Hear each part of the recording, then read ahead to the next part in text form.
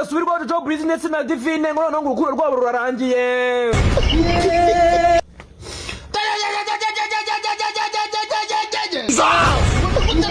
Witwa Jojo Business yarebye mu maso y'uwitwa Divine ngo kandi ari abakunzi ngo yarangiza akitegereza mu maso yakamukubita imfunira amenyo yose agashira. Ati byagenze gute rero? Amakuru atubwira yuko mu rugo rwa Jojo Business amafaranga yari yabaye makeya ngo ruri gukinga batatu. Ngo witwa Divine maze kubona ikinzara rigiye kumwicira kwa Jojo Business arangije azara mu maso yaramubwira ati Jojo Business mugabo mwiza butuvugane namaze kubona ikiraka cyo kubyina. Jojo Business atera hejuru ati kubera ko bazi yuko turi kupura ibyinano ubwo ngubwo natwe twabonye ikiraka icyo kiraka bari kuduhangahe. Witwa Divine abwira Jojo Business ati nyamara ikiraka twabonye kijyamwo abakobwa gusa. Ati kandi icyo kiraka kiri hanze y'igihugu ni muri za Togo. Ngo witwa Jojo Business areba Divine arangije amubwira ngo Divine we. Divine arangije avuga ngo ye. Ati none se nk'icyo kiraka baguhaye bazaguhemba ngahe? Witwa Divine araterura avuga ati bamaye $2,000 by'idolari. Baranyishyurira indege nzagendamo n'izangarura. Nibyo nzajya bazanyishyura na hoteli cyangwa se akaparitoma karimo na wifi kameze neza. Jojo Business yitegereza umugore arangije amubwira ati Divine. Ati hagarara nkubwire. Ati igihe nabyiniye si wari wamona turuwase y'amanyarwanda. Aho hantu ugiye kubyina si ugiye kubyina gusa ubanza uri butange n'umusu wa gege nturenganga. Ngo witwa Divine areba Jojo Business mu maso arangije aramubwira ngo Murego Joseph we. Murego Joseph ati ye. Ati humura ntabwo narindi kukwaka uburenganzira nakumenyeshaga. Ati sinshobora kuguma mw'uru rugo n'inzu kuyishyura byananiranye ngo inzara irindi hano gonorera. Ni kandi mfite wunce nako nzi kubyina shakushaku nyinshi. Unyamukobwa yurira indege arigendera. Witwa Jojo Business iyo minsi yayimaze yipfumbata agahinda kamutamiye cyane. Arimo arasita avuga ati uyu mukobwa nuko rwose amenyere nta dufaranga mfite ubundi ari busoke mw'inzu mpita mwirukana. Tari kureka mwihora ajye mwizo za Togoze narangiza byizaza n'amafaranga twishyura inzu mpita muturumbura. Umushinga Murego Joseph arawunoza neza. Witwa Divine yageze za Togo ngo yirira firingi karahava. Ngakomeza kugenda atanga amakuru ku marayibu no kwa Badumba yuko abagabo bo muri za Togo no muri za Ghana ari kwinjira mu makarabu bakamumena amafaranga. What ukuntu atanga umusuna ubakunze ukuntu abyina cyane. Ngo kera kabaye nyamukobwa ngo yaje kugaruka hano za Kigali ngo aje muri anniversaire y'umugabo we Jojo Business. Ngo n'ibikorwa byose byabereye. Ngo reka ninjire mu bipfunsi rero. Ngicyo gihe witwa Jojo Business ngo yari yagize anniversaire hari akabari kamubwiye ngo iyo anniversaire uyifetere mwaka kabari turanakwishyura. Ngo ubwo Jojo Business akusanya abasani n'inshuti ze zimukunda ngo niziza kunywera mwako kabari byibuze bari busaguraho nka pourcentage y'amafaranga make ajye kwiyishyurira inzu. Ngo ibyo bintu rero ngo byarabaye ngo bakajya babona ngo amacupa acicikana ngo witwa Divine atumiza amacupa acicikana amarikeri acicikana amabuto acicikana.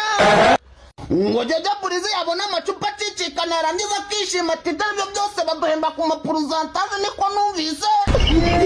Tuvugana nshobora kuba ngiye kwinjiza amamiliyoni. Ati kera kabaye nyamusore magorwa wacu reka azajye kwishyuza. Ngasanga nyamugore we ngo ya maboto yose yarari gutumiza yarari kuva mu mafaranga Jojo Business ari gukorera. Jojo Business asanga kwa kona uri asigaye 1,500 amafaranga atavamo n'agatagisi kari bumukure mwako kabari kandi yisindiye. Ngo yabwiye umugore we Divine ati nyagera hano nkubwira akantu hano mu gikari. Ngo yamukubise ingumi nziza y'amajiga ngo amabinga arasobana. Jojo Business agiye kwihigamo ikindi gipfunsi ngo kirase mu kameme ka Divine. Ngo mukuka gace ya Divine yari asigaranye yahise afata ku maguru ya Nyagusoti Kanyabuganda we. Ati mbabarira unabare Murego aranyishe. Ise cyamugendekeye bite.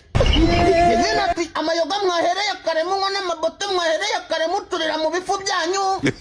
Rero amafaranga Jojo Business yakoreye ahangaha twari turimo turategeta. Ati rero nutamicumba ubu ngubu tuvuga neza bazajyana rusororo umuntu. ngo Nyagisaki bitekerezaho ngo umugore we witwaye ngahita avuga ati Kanyabugande we gerageza utabare Divine twasangiye akabisi n'agahiye batamugubanyiriza mu kabari. Ubu tuvugana Nyagisonga atunze abagore, ubu tuvugana Nyagisa atunze Nyashi nako ngatunze abagore babiri mu rugo. Ikigeragezo cye cyatangiye kubona Nyashi zimuteye buri gitondo avuga ati ndahita namufata. Ayiwe abantu bakomeje kuvuga ngo umuntu ashira impuma akibagirwa icyamwirukansaga. Ngo Maise Divine isura ntizamara kujya ku murongo Nyagisakara ubwo bwiza yarangiza akamugegena. Gusa umuhungu we atazihanganira kubona Nyashi ebyiri zimucaho buri gitondo ngo nakuremo imwe ngayisobe. Reka ntangire mwiyumvire. Divine ajya kujya hanze y'igihugu yagiye yarashwanye n'umuntu witwa Jojo Breeze. Nze mvuge umujinya Jojo Breeze yagize nyuma y'ukureba agasanga ibyo yarimo aratagetinga byose byanze, akirekura ikintu cyitwa imbwa y'ingumi akayikubita Divine mu isura. Yakubise Divine ingumi mu isura nyuma y'uko agahinda kamutamiye, nyuma y'uko abonye ko Divine nta cyiza mwifuriza n'udufaranga yaragiye kubona atunywereye n'inshuti ze batuguzemo amaboto turashira, asanga nta yindi option afite usibye gukubita umuntu byibuza akaruhuka. Uwitwa Divine akimara gukubitwa ingumi yabonye ko Jojo Breeze nawe aho bigeze nta mikino afite. Ndekure mvuge yuko Divine yahukanye yagiye kuba kwa Nyakso. Uwitwa Era ariwe ucumbikiye Divine kwa Nyakso nyuma yuko bamukubise ingumi isuri igahubanga. Ndekure mvuge yuko uno munsi ari wo munsi Divine ashobora kuba ari buze gukura ibintu bye mu nzu ya Jojo. Umukunzi iyo afashe urugendo akajya far away kamarayo like igihe kirenga iminsi 3, 4, 5, umuntu mukundana ubufite ikizere cy'uko ari safe cyase ahantu ari ataguhemukira cyangwa se nawe aba yizeye ate ko ahantu usigaye utamuhemukira. Yani ibintu yabigoye bigabigoye ariko ngiye nabaye mu long distance relationship menshi kandi igihe kinini banze kurero mbyitwaramo. Urumva ibintu biri safe mu gihe ndi safe nawe ari safe. Sari zawa musari wanje wo muri Ghana avuze sari zawa musari wanje wo muri Ghana wakintu turi live